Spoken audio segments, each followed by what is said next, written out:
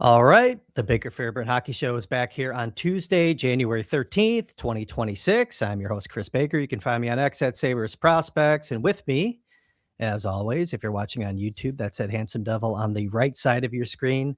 That is your Sabres beat writer for The Athletic. His name is Matthew Fairburn, and you can find all of his work over at theathletic.com/Sabres. You can get over there and read his post-mortem from the Sabres' latest effort, a 4-3 loss on home ice on Monday evening to the defending Stanley Cup champion Florida Panthers. If you're watching this on YouTube, like this video, subscribe to the Sabres Prospects YouTube channel, and hit the notification bell so you know when a new episode is live. You can find the Baker Fairburn Hockey Show wherever you get your podcasts, including Apple and Spotify. And when you're there, leave a 5-star review. Helps grow the show, and the show is growing. All right, Matthew, let's just kind of get right to it here on this glorious Tuesday morning. Crunch time has officially begun. It's happening early this season in the Eastern Conference, and the Sabres last night came in still feeling pretty good, winning, 13 of their last 15 now, I guess it is. And were outshot, outchanced in that 4-3 loss on home ice to the Panthers. So can't win them all, but that one hurts, I think, to not get a point on a night when Detroit, Montreal, and Toronto all picked up victories. A surging Toronto team goes in and wins in Colorado last night. Big road win for the Leafs. And so here we are. Where do you want to start in breaking down last night's game? I mean, just for the quick recap, Jacob Bryson, Zach Benson, Alex Tuck get the goals. Colton Ellis gets the start, stopping 28-31. But quite a few things, I guess, to digest last night. And I'll just throw it to you and let you pick and choose where you want to begin. Yeah, no Barkov, no Kachuk, no Brad Marchand for the Florida Panthers. So a gettable team for sure, as gettable as you're going to see. The Florida Panthers, who are somewhat desperate at this point in the season, they're trying to climb, and they're still outside of this wild card position right now. What the game boils down to me is that it was a 2-2 game going into the third period, and the Sabres had previously been, I believe, 7-0-2 in one-goal games, and they end up on the wrong side of this one. There's a handful of reasons why, a few different, factors that played into it, mistakes here and there, but I think what it boils down to is that in a game that had a team, the Florida Panthers just played more desperate than the Sabres did. And they played the way the Florida Panthers play. They showed off their depth. Lundell gets the goal, and I feel like he's been a driver for them, minus, some of their top guys. And, wall battles, net front presence, those little things that the Florida Panthers do so well that the Sabres have started to do a lot better. This was a sobering reminder of the type of hockey they're going to need to play every single night. Well, every, 4 times in 6 nights, 3 times in 4 nights, the way this schedule is, every single game in, game out, if they want to hang on to this playoff position. Because we mentioned, there are teams that are starting to drop out a little bit or fall behind the pack, but it doesn't take much to become one of those teams. And so you need to be able to course correct really quickly. The Panthers seem to be finding themselves a little bit. Matthew Kachuk is going to be coming back. You mentioned the Leafs are really, Austin Matthews is starting to look like himself. There are a lot of teams starting to figure it out. And so, you got to parlay that hot streak into, a little something else. Same time, it's hard to begrudge, 13 out of 15. Winning 13 out of 15 is a good place to be. So you just, if you're the Sabres, would rather not lose the 4-point games, right? And that's what that was last night, is a 4-point game, and you come out of it with 0. So it should be a little bit of a wake up call, and they don't have a lot of time to dwell on it because Flyers, Canadians, back to back on Wednesday and Thursday, those I would also consider 4-point games. Oh, most definitely.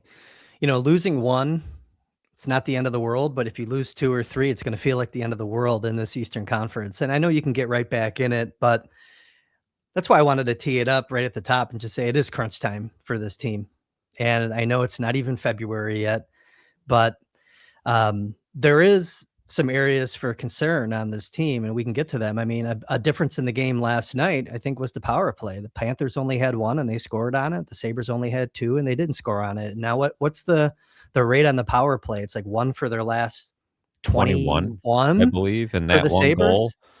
was the Jason Zucker goal that went off his back. It was, I mean, a goal is a goal, but, you know, that one was not overly impressive. That could become a pretty big problem. Hmm. And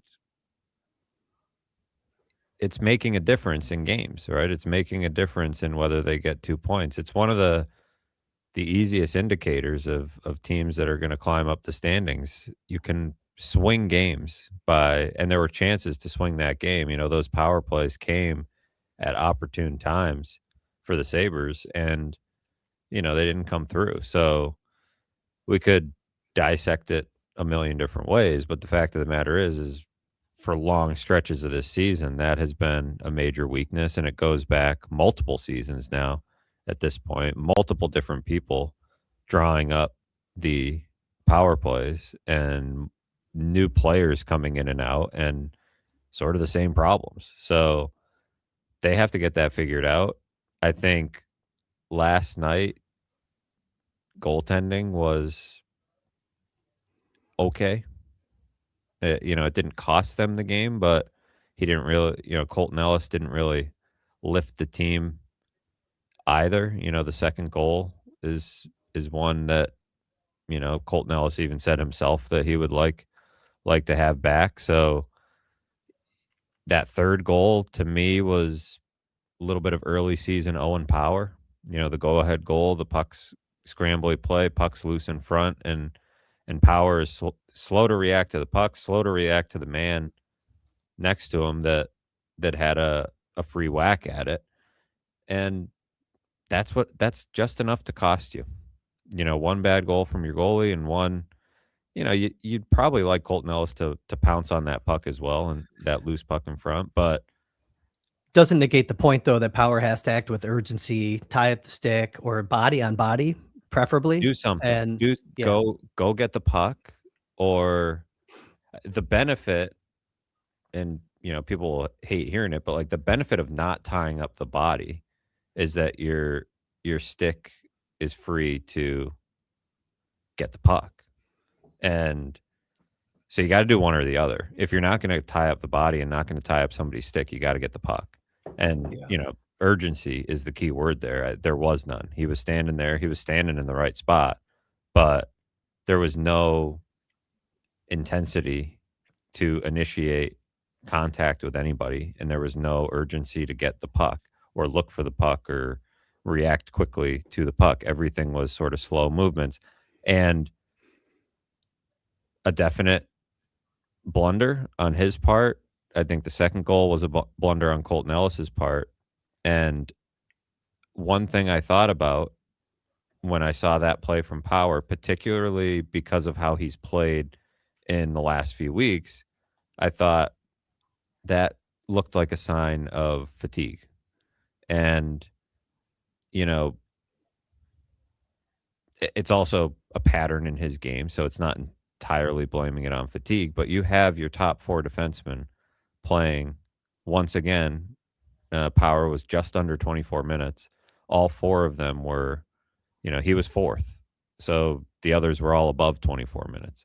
And late in the game, when the Panthers got their fourth goal, an empty netter, Matthias Samuelsson tripped over Tage Thompson and landed funny on his side, was in decent amount of pain, stayed on the bench, was getting looked at by trainers, but it was one of those moments that was a reminder of what this blue line could look like if any one of those 4 goes down. And I think you're already seeing what this blue line looks like when a few of those 4 get worn down, which is starting to happen with the amount of hockey they're playing and the amount of minutes they're asking those guys to play. It doesn't feel sustainable given the schedule. So Kesselring's been on the ice with the team a few times. They're scheduled to practice today. We'll see if they keep it on the schedule. But, either Wednesday or Thursday, it seems like he has a chance to get back in the lineup potentially. And man, do they need him.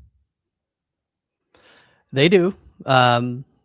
Look, I called you yesterday, I think I've mentioned it on the show. I've mentioned it the past couple of times that we've talked offline. The season is going to be made or broken in this stretch leading up to the Olympic break, in my opinion. And I'm just not sure how you can keep driving your top 4D into the ground. Zach Metza again plays 10 minutes and 7 seconds. Bryson, I understand he scored a goal last night, 8 minutes and 18 seconds. And their numbers weren't great, by the way, together in the game, as to be expected, I think. But I'm talking about Metza and Bryson. And when with the schedule being the way it is, I mean, if you're not going to practice as frequently during the stretch to rest your legs, it's largely because you're riding those defensemen. So Samuelson, yeah, obviously you can't lose him. It just compounds a problem that I think has already been brewing. And you mentioned Owen Power being maybe fatigued or looking fatigued. Yeah, I think there could be some of that too with the heavy usage. And they haven't had many off nights. You're seeing the late, even before last night's game, some of the late third period struggles that they've had going back to the Vancouver game last week. Anaheim turned it on, I want to say late on Saturday. You're seeing it. You're seeing the overuse, the tread on the tire wearing thin. But what are you going to do about it?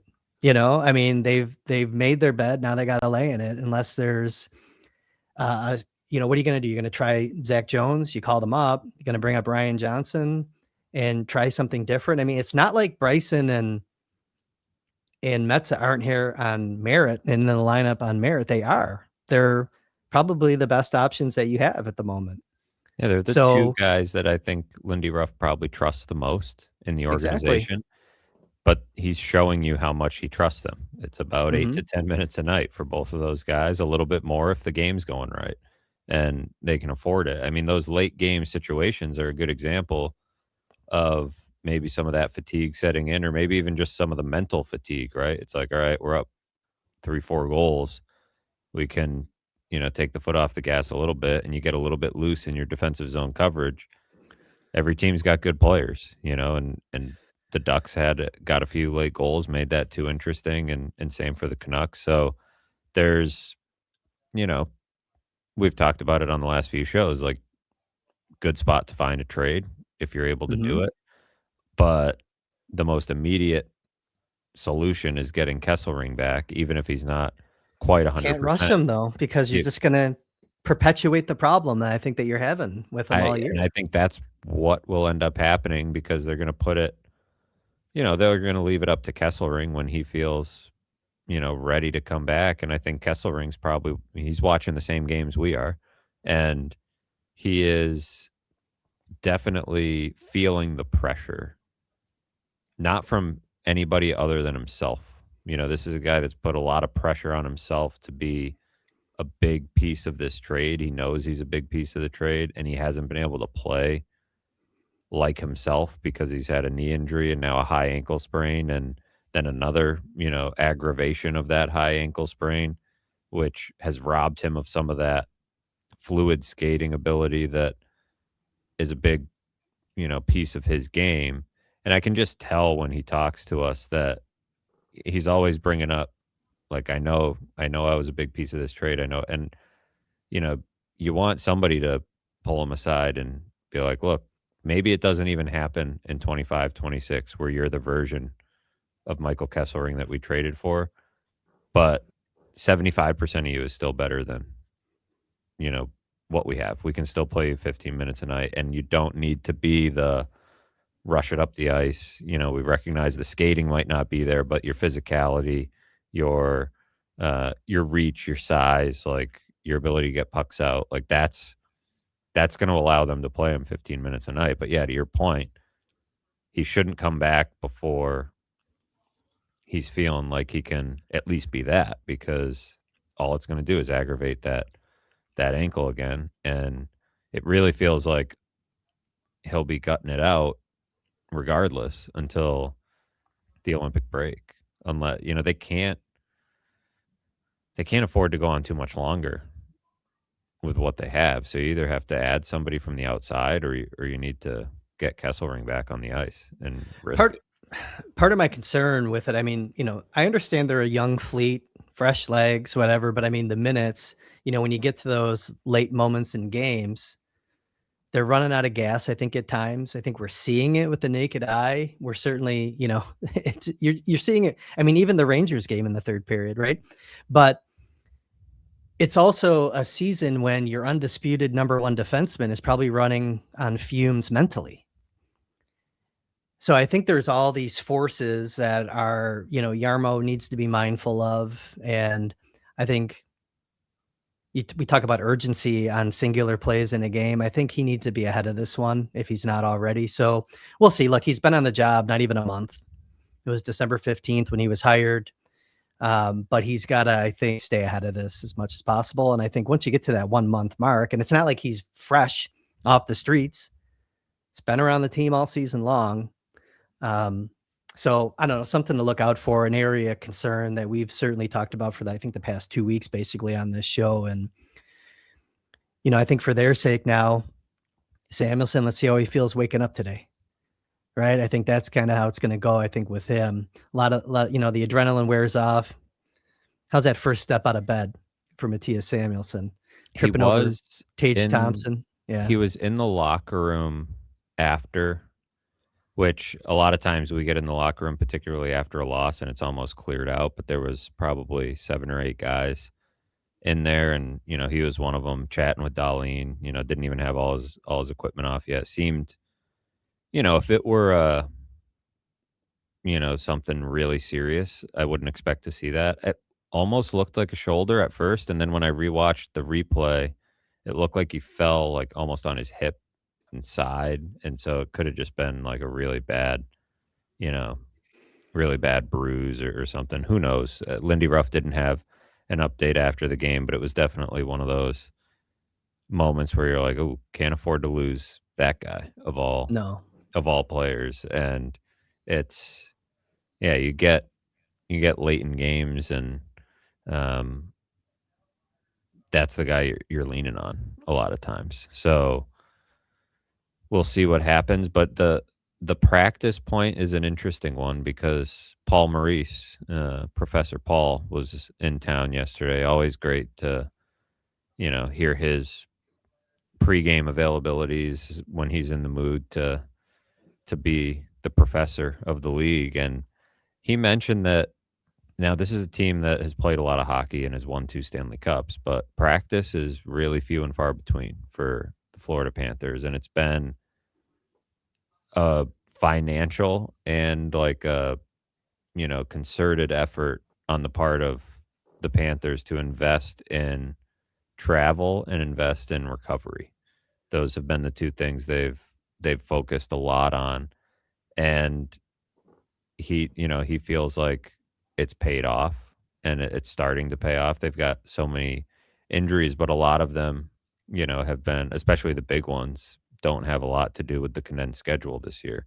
So if the best team in the league is telling you that, then, I think it's something to be mindful of. You look at today, I think they probably will practice, but who knows? But they were off last Friday. They were off on Sunday. Those mental reset days, and the days where you're not throwing all the equipment on, and even if it's only a 20 or 30-minute practice, that little stuff, this is where I think Brian Gallivan and his staff earn their paycheck, right? That's why you bring these guys in. And so they swapped out strength and conditioning coaches. Let's see what they're made of. Let's see, if they can manage this properly because there's a lot of hockey between now and the Olympic break.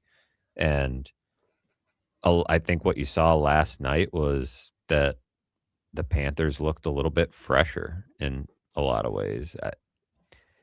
I know people don't like to hear that. It's like these are professional hockey players. They had a day off on Sunday. What do you mean? But doesn't mean they were too tired to compete in an NHL hockey game. It was a one-goal game, but the margin is real thin. And so if the other team's just a little sharper, just a little bit, better recovered, that goes a long way. So we'll see how that evolves over the next few weeks. But uh, I would guess that they're going to take their foot off the gas on practice a little bit. But it could be a Mhm. player preference thing too. It's like, hey, would you rather practice today and have an optional skate on game day or cancel the practice and have a full team skate? I think the Panthers were optional yesterday, but are pretty well attended. So I don't know. We'll see how they handle that, but it's something to monitor because I think the teams that find an edge there are going to be looking pretty good as the season wears on, especially before the break because everybody's playing this jam packed schedule.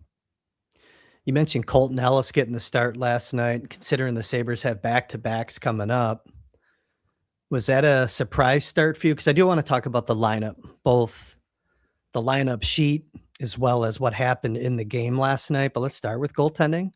Was that a was that a expected start for you for Colton Ellis? Or It would was not, you were not for thinking that it was me. gonna be UPL? I was thinking UPL would have got the look last night, and then obviously one of the 2 on the back-to-back. Not second guessing it. I was sort of surprised that they went to Ellis again, but is it an indication maybe that they wanna see more from UPL when he is in there? Could be. It could have to do with the schedule a little bit, knowing that you're going to have to go to both anyways. It could be a little bit of what we talked about last show about Colton Ellis's playing style and sort of that battle mentality that he has, knowing the type of game it was going to be against the Florida Panthers with a Mhm. lot of loose pucks in front, a lot of scrambly plays. Didn't really pan out that way.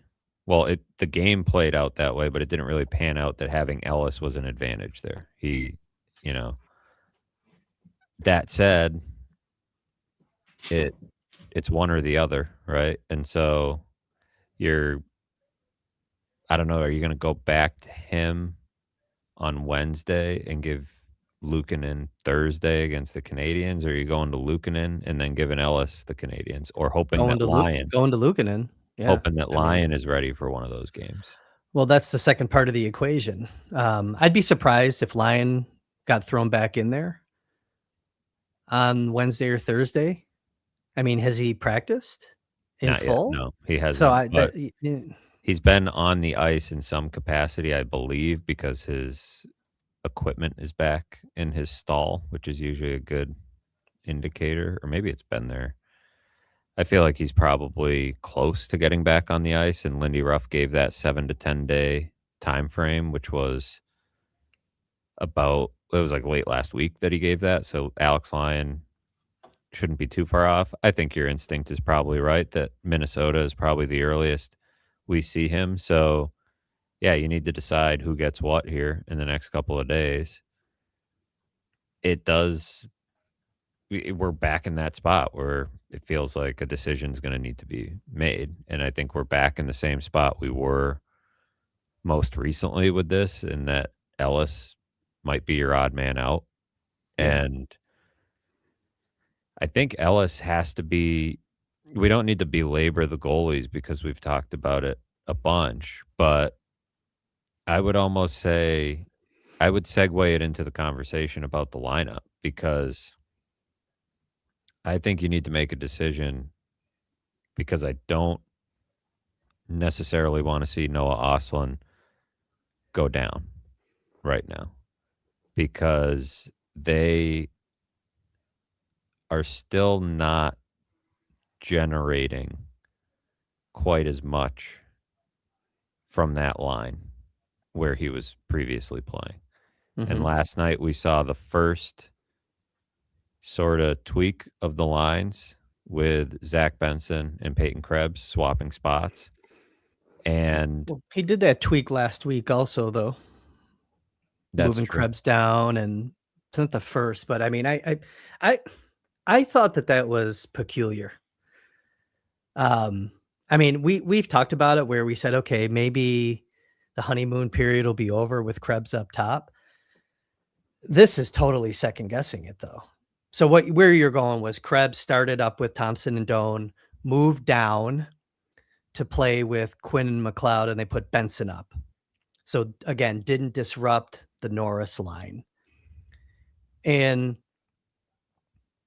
it paid off early, right? Benson got the goal like into their first minute, I think, of playing together at 5-on-5.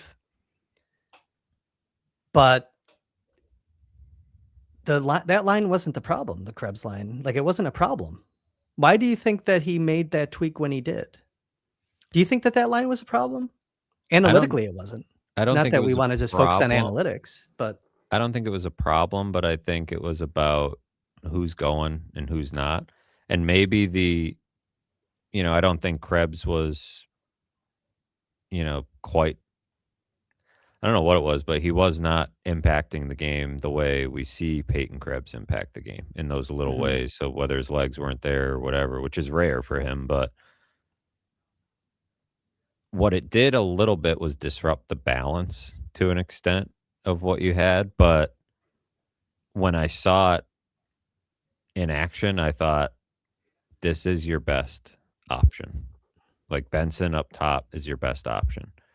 I know he's struggling to finish. I mean, he got the goal last night. He's I not agree been, long term, it's the best option. I was just wondering why within the game at that point in the game, it was late in the first period. It seemed a little peculiar to me, and then I think the results showed that. It was still worth questioning. yeah, I mean, it's their best option for a first line. And they didn't play Noah Ostlund last night, which I understood because it's a physical heavy game against that Panthers team and getting Josh Dunn in there made some sense. You saw him fight, saw him throw some big hits. I think it's, the right instinct and his play has been worthy of being in the lineup. But I feel like you need to find a spot for Noah Ostlund in the top 9. And maybe this is the first step towards getting there. Maybe this moving Benson off that line, figuring out that top line, you can make Krebs part of, your fourth line rotation a little bit Mhm, if you want to. He could play almost anywhere on that line. And it gives you a pool of really 4 or 5 guys that you can draw from with Greenway, Dunn, Krebs, Mallenstein, and Kozak that you can keep guys fresh. You can keep them hungry. That, I think, is just where Krebs makes the most sense. He held it together pretty well on that top line. It just never felt like a permanent solution. And maybe Benson isn't either. Maybe that's the real spot, one of the real spots that they need to add to this lineup. But the other problem that they have right now is Jason Zucker's not really going. mhm, And you called it out in the summer that it was going to be something to watch as far as whether he might lose a step. And I'm not ready to say he has permanently lost a step, but he's been really banged up this year. mhm. And he he in the moment has lost a step. It's not to say he can't regain it if he's able to get to full health at some point, but he's not going. And that line was a real force at times when Ostlund was on the left wing there. So I have maintained that I think Zucker with McLeod has been pretty good in the past. And so you could put Zucker with McLeod, bump Krebs down into that fourth line rotation, and get Oslin back in up with Norris and Tuck, and then keep Benson with Thompson and Doan. And, that solves a little bit of your problem. Quinn, we've had kind of circled as a potential scratch, but he gets a couple goals the other night and rewards the faith of Lindy Ruff, rewards the patience of Lindy Ruff for a team that is not necessarily consistently scoring goals. That's a tough stick to take out of the lineup in some ways. I understand why they've been patient, because if you can get him going, that would be massive for the team. But I have my skepticism about whether he will get going, if it's just going to be these games here and there that you can't really predict.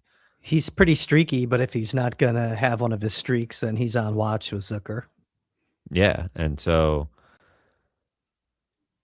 they have a need up front, just like they have a need on the back end. I think the need on defense is a little bit more pressing right now, but I would say long term, when everybody's healthy, the need up front is actually the bigger roster need. If you have Timmins and Kesselring, your blue line is okay. It's probably still like another body there, so that Bryson's not next man up as your seventh when you're trying to push for the playoffs. But you can see the need when you're moving around the lines or trying to tweak them. You can see it's like, yeah, they're kind of a player short. Now they have a lot of guys capable of playing in the top six, but it's the configuration that's been tricky to figure out for them. And there's a difference between being capable of playing in the top six and being really impactful consistently in the Mhm. top six. And they're missing that from, I would say, Zucker in particular, and Krebs. They were missing it from last night to me. Yeah, it's just again, I don't know. I mean, I think it maybe backfired a little bit, and I know it's weird, right? Like two of the guys that we're talking about a lot, Bryson in his limited minutes scores a goal. Benson didn't really provide the boost to me. I mean, the Panthers carried the play for the most part after Benson was moved up to that line. And he scores a goal, so it's He kind of, scores the goal. He set up Thompson too on a really nice play down low, for another one that could have been. And I yeah. think he was in on that play that Doan missed the net late. That almost, the Mhm. goal light went on. I think he might have been in on that one as Yeah. well. So, Byram raised his hands in the air thinking they scored. Yeah. the playmaking, you get into a game like this, a tight checking game, that's a Benson kind of game. So I think, small Yeah. area game, that's kind of what you want Benson for. But no, I get what you're saying, that Yeah, I'm it's not gonna not get as all if microscopic about it. I was just kind of wondering, it's not like he it turned the may game on its head, but I think it no, got to a point where no. they were chasing it a little bit early, and it was like, well, let's add some offensive pop to this top line, add some Yeah. playmaking, because whatever you think about Benson, I think everybody can agree that he's more of an offensive driver than Krebs is. And Oh, yeah, so, no, it's it made some sense in the context of a game where, they were behind, and why wait until you're behind 2 or, 3 against a team that you're not gonna close that gap on? a a game where they had 24 giveaways. That's always the stat for them, like, it's always the difference. I thought there was way too much open ice in the first period, like, way too many, you know, whether it was puck management, giveaways, just a little bit too loose in the defensive zone, and it cost them, but just not a tight game from the Sabres in a lot of different ways. And so that could have even just been, you know, trying to, you put Benson up top to try to limit the minutes of some other guys, but there's still something to figure out, and it's all along that left side where it's just like Yeah. you gotta kinda figure out it is the spot where they traded away from, right? They took out JJ Peterka and didn't really backfill the the left side of that lineup, and you just as you're putting everything together, you're struggling to find the perfect combinations, particularly because you're not getting Jason Zucker's best at the moment. He's scored Mhm. some goals this year and has been effective on the power play, but 5 on 5, I think, has left something to be desired. Look, I think when Oslin was moved down in that handful of games on the fourth line, that it's not like the fourth line was humming. And they weren't humming last night with Dunn inserted with Oslin. That line needs a centerman. I think that was part of the idea with moving Oslin down there. Krebs is certainly a better fit there. Tyson Kozak would be a better fit there on that fourth line. Kind of plays into the bigger picture of what you're talking about. I think the best application of Oslin in the lineup is in the top nine for sure. No question. I think it's just a matter of he's made his statement. They don't need to send him down to get breathing room, but they may have to for a small period. I still think about it a lot. I mean, I would him waive being Colton Ellis and I would too. I and would I too, would but put Noah Ostlund. I would even be fine with Noah Ostlund next to McLeod and Quinn and see. I don't think that's worked particularly well when if they've tried that.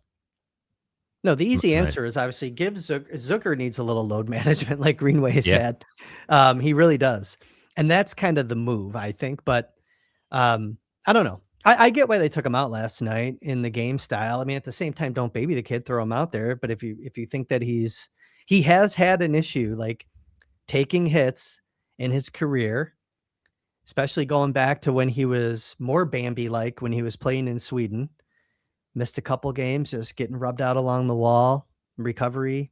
So I get where they were going with that, but And it's not a willingness issue for no, it's not. Noah It's just Ostlund. it's a body type issue, It's and, a and and yeah, it's what you miss not having done, right? He gets in the fight, he's trying to set the tone physically, with some big hits.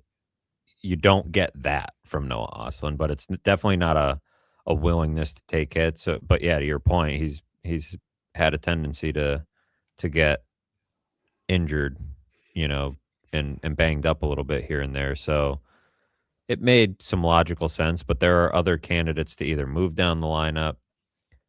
It's a good call out by you on Kozak. Like I wouldn't mind seeing him fresh legs come back mhm. in, fastest player on the team.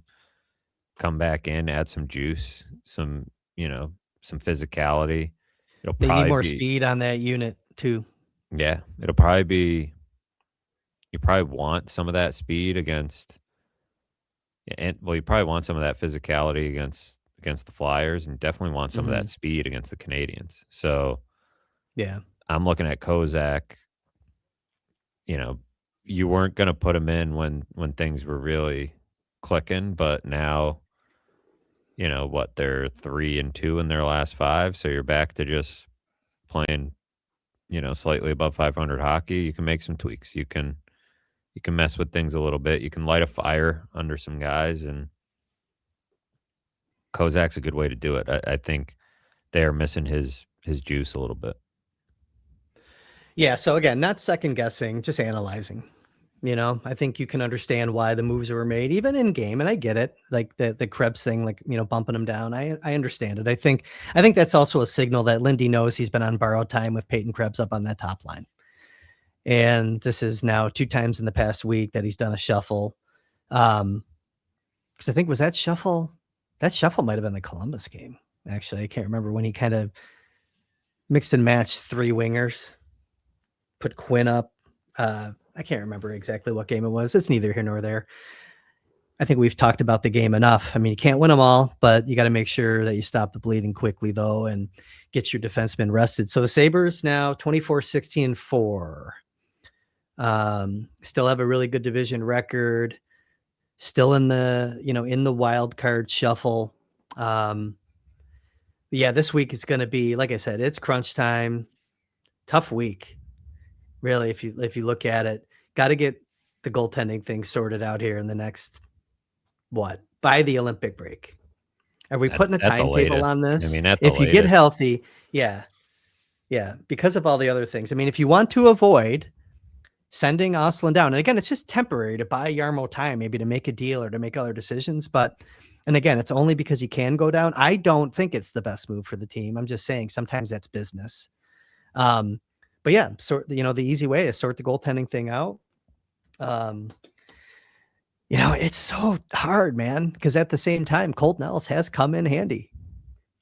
Well, yeah, having 3 has actually been an asset, It's with it's the come injuries in and handy. stuff. Yeah. So, Oh, yeah. and how long does Lyon need to get back to 100%? Is this, it's a lower body injury. You saw the play it happened on. Is this something soft tissue, right? Like that could pop back up. Mhm. They have been in a spot at one point or another with all 3 of these guys where they had to question whether the guy was going to stay healthy. They had Luukkonen with a series of lower body tweaks in the early going. They had Colton Ellis with the back and then the concussion, and now Lyon with a lower body. So when you're struggling to depend on guys to stay healthy, that doesn't make 3 completely necessary, but they're in a better place with Ellis as their organizational 3 than they are with Devin Levi. I don't think Devin Levi you want to throw into this situation right now. I don't know that he's. I mean, and I'm only saying as a break glass in case of emergency, one of these guys gets hurt and you've waived Colton Ellis and lost him. You could Yeah. waive Colton Ellis and he could end up down there. And then maybe you're in the same position, right? Where you can just call him up if you need him. But you're definitely risking losing him. And I don't know if they want to do that. I'm curious for would you,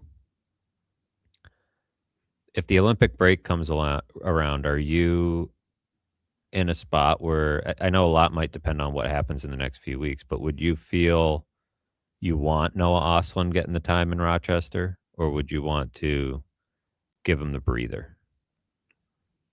I mean, it's not like his minutes lately have been astronomical. Right. And Um, I would, well, I mean, we talked about this, I think, with Kulik in various points when they had what was it? Remember their bye week or whatever last year? right in Like the they didn't send him Four down, Nations and break or yeah, the Four Nations break it was. Yeah, not the what I'm talking about. I would get him some minutes. Yeah, I would let him play and stay fresh. And Rochester could certainly use him. They need, it's not like they're playing poorly or anything like that. They're doing fine. They're just not doing as well as they have the past couple of seasons. And even if it's look, he doesn't have to go down there and play every game. It's a long break. If you want a guy to not gather rust and you can send him down, send him down. I would do it.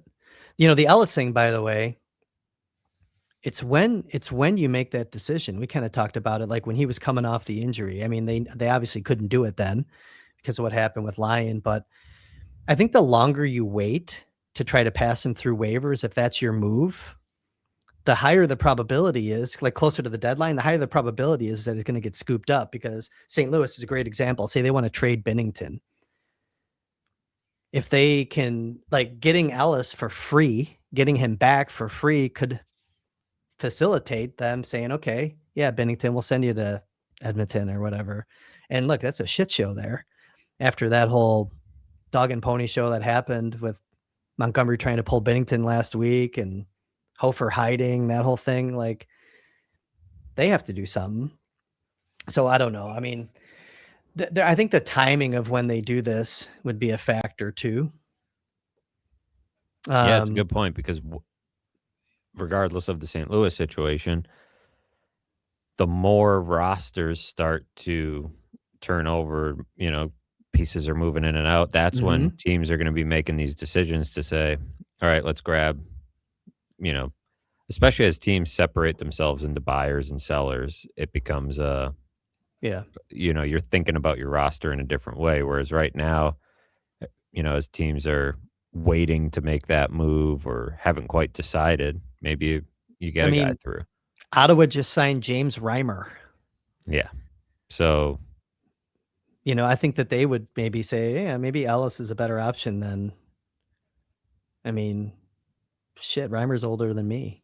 No, I'm just kidding. But not like, quite. I'm just saying, no, Reimer also let in, I think, 6 goals in his PTO start with Belleville against the Amherst. Got shellacked. So, I mean, I don't know. Like, how's that going to work out up there? I mean, I don't know. I don't know. It's, God, man, I can't believe we're still talking about 3, but I mean, in a way, it's a good thing that we are. They needed him, but I don't know. Wow, we're 45 minutes in already, Matt. Hit that like button. We spent a lot of time talking about the game.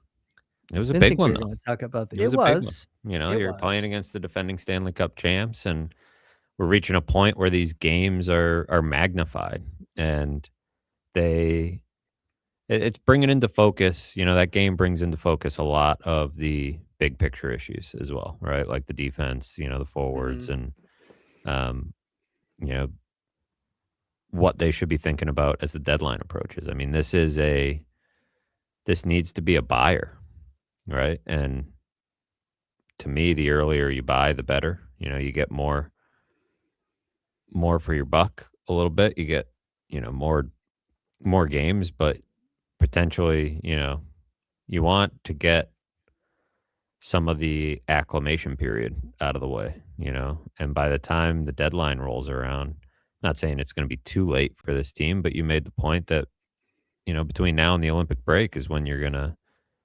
know to an Yeah, it's extent. make or break time. It's a mini end of the season stretch in a way. We like our mini seasons here on the Baker Fairburn Hockey Show, and that's I think what we're up against right here. What is it? Do they have 13 now leading up? I didn't count the games. I think it's 13 I leading think up there's to the Olympic 13 break. left now. 13 left. Um, yeah, I mean, the worry that I think you have to have is that, I mean, the strength of the schedule. I mean, they have to, what is it? They're at a 591 points percentage right now. That's pretty much what they got to be at a minimum here if they're going to make the playoffs, obviously, right?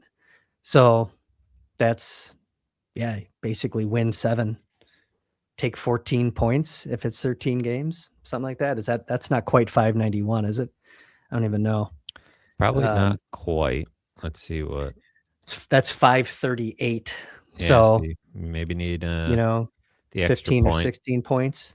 Yeah, extra Yeah. win in there. So, You know, that's try to get where 8 wins here before I the think Olympic what you're break, seeing basically. is, like, the depth of this team in some ways.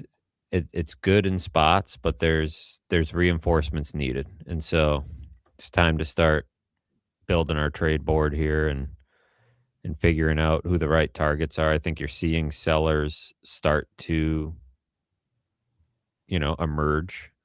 The Blues could be one of those teams. The Canucks have already been one of those teams. Minus 47 goal differential for the Blues. Holy cow. Um, the Winnipeg Jets are probably starting to enter that mode. Then you've got the Flames and the Blackhawks Mhm. may end up in that tier. I mean, that's just the West. Vancouver's listening more than before. Definitely, New York, I think, is going to potentially join that party pretty soon if they haven't already. And so we can revisit our New York Rangers, exploring that roster and They're not gonna even wanna trade, I think, the player or players that I would have targeted last year when we were talking about Peterka. And frankly, I don't think that those are the elixirs for this team right now. So those players for me were like Will Cooley, Braden Schneider. Schneider might be gettable. Cooley, is he gonna do like if I'm looking at a trade right now, I'm putting an extra emphasis on a guy that's gonna be more consistent on the power play. Like, that's like the extra emphasis that you're putting on. I mean, it makes sense if you're talking about, hey, get a boost to the top 9, preferably the top 6, then wouldn't it be Wouldn't you would think that a guy that could maybe snipe a few on the power play or at least be more playmaking, more dynamic on the power play, be that extra focus? I do. Yeah, the way So the spot they're deep in and maybe their strength as a forward group, like Will Cooley would be a great guy to have, but he's long term, but maybe not that, like what we just said, exactly. though. He's Yeah. not bringing you that, and he and Schneider both haven't really taken that leap this year, Yeah. and so, you know, I mean, the guy you're talking about and the guy that everybody's probably wondering about is Artemi Panarin, right? Mhm. His name's been floated out there, and he's a UFA. I mean, you watch that game against the Rangers last week, and it's like there are the Artemi Panarin minutes, and there's all the other minutes. And during the Artemi Panarin minutes, the Rangers look like a competitive team, and during the other minutes, they just don't. And Mhm. so he would be offensively, he's a great playmaker, and he's a great, he can score. Weird trade to make. He's got full no movement clause, first of all. So Mhm. the Sabres are on a heater, but are they on enough of a heater to convince Artemi Panarin? Jarmo Kekalainen has a history with him. It's a ballsy trade if you make it, right? You're talking about taking on you got to move money out Gotta and move money out. Yep. and you got to give up serious assets. I think you look at like Claude Giroux a few years ago. The Mhm. Panthers traded for him at the deadline, and they gave up, what, a first, a third, and Owen Tippett. Like, that's a pretty Mhm. big package, and I think Panarin would warrant You're looking something something similar. similar here. It's I mean, Quinn and unless high he pick assets or totally futures. throttles the market by, you know, exercising that full no movement clause, and then you end up with maybe more of a Brad Marchand type of return because he has kind of really limited your options. But I mean, he will end up as maybe the most impactful uh, move that somebody could make at the deadline. And what's interesting is you look around the rest of the conference, somebody's going to, the Carolina Hurricanes are going to make a big move probably at some point, right? They've got all that cap space they're sitting on. Paul Maurice mentioned yesterday, and I think this is an important thing to keep in mind. Something that I've been kind of rattling around in my brain is that like the Eastern Conference is not just wide open in the playoff race. It might be wide open, period. Mhm. Like Paul Maurice was saying, there's going to be, he thinks there could be a team that goes on what is perceived as a Cinderella run because it's a team people aren't used to seeing. But his thought is once you get in, it's on. If you win a Yep. round, it's on. The Lightning and the Hurricanes are this top tier in the Eastern Conference. The Panthers, if they can get healthy, of course, join that mix. The Capitals, I've been almost expecting to join that mix, but they don't seem to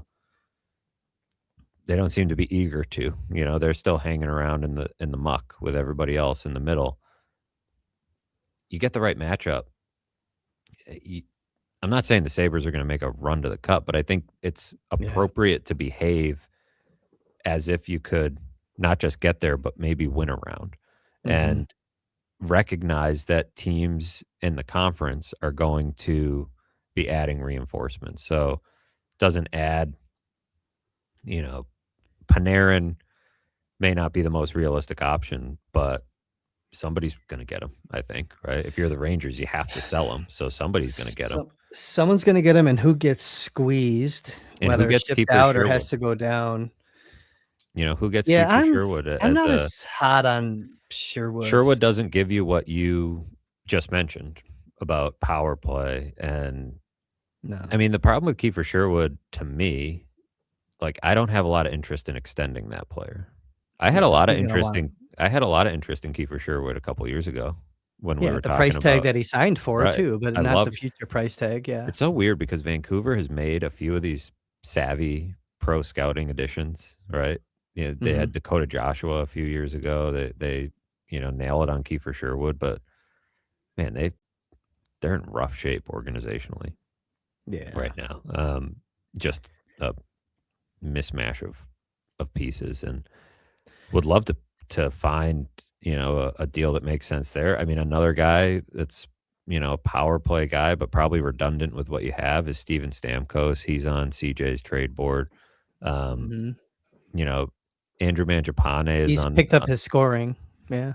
I mean, yeah, Stamkos is a pretty lethal power play player, but the redundancy, I guess, would be with Tage Thompson's right-hand shot, but at the same time, I mean, There's Stamkos has it well, 600 he goes goals. beyond just being a power play asset, though. I mean, it's another guy, leadership, veteran, there's a little bit of a boost there. Um, yeah, I don't know. I mean, I don't wanna go too deep on that. I mean, we're almost an hour in, we can talk about more trade targets, but yeah, they gotta do something. Someone's gonna get squeezed out, and the one thing that I keep thinking about every time we talk about Ostlund was how upset Lindy seemed to be when Ostlund got sent down the last time.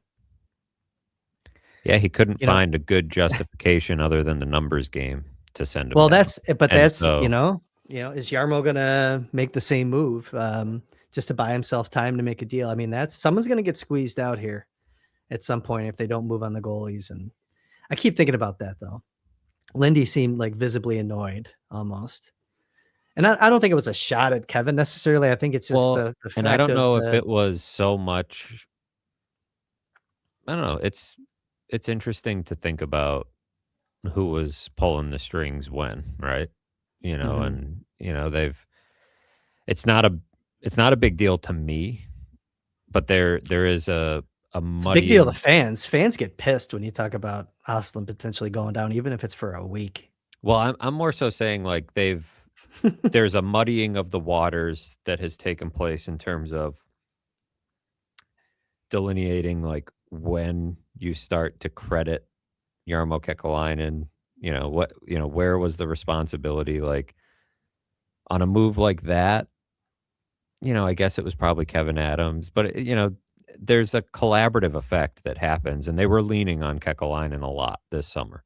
They brought him in, he sort of made some tweaks to how they scout it, they were leaning on him. He was different than a normal senior advisor, and so I say it's not a big deal to me because I don't particularly care. I think a lot of people are doing sort of the retroactive, like, hey, maybe Kevin Adams made some good trades, which I think we've given him due credit for, even in the Yeah. moment. We've liked Mhm. some of his deals. I think his shortcomings were in other areas of doing the job. So it doesn't really make a difference to me whether you credit Kekalainen with the Doan trade or whatever. That move is interesting because it's like clearly, surely these things were discussed as a front office, and when it happened, we mentioned, the numbers game made a little bit of sense. And had you waived the goalie, you might not go, you needed, you turned out you needed three, right? Mhm. You had the injury to Ellis, and maybe it wouldn't have been a big deal. Maybe Levi could have come up and given you a game if you needed it. But I did think, I have thought about Levi quite a bit as far as how he enters this picture because that is important. If you're going to get rid of a goalie, he's next up.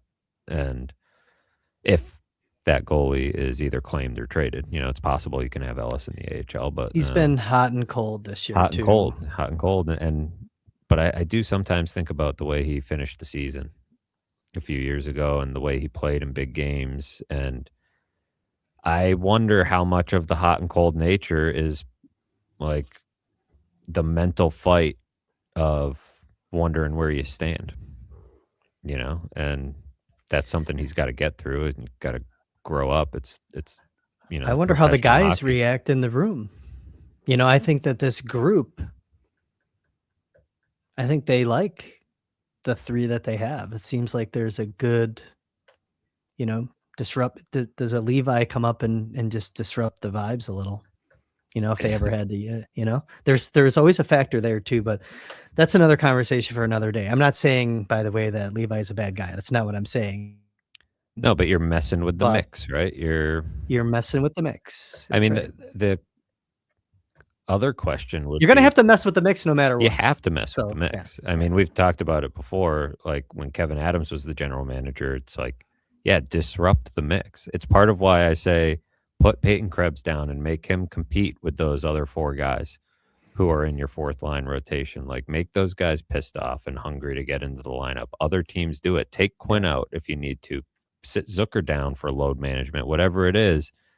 make things a little uncomfortable. I mean, I think that is what Jarmo Kekalainen is willing to do and what Kevin Adams was not always willing to do. And so, but I think it's a good point on Levi and not really a Levi thing, but because they've got this group together, it's also probably another spot to keep in the back of your mind as probably more of an off-season thing, but is there a more permanent fix here at goaltender if you can find an upgrade on the trade market?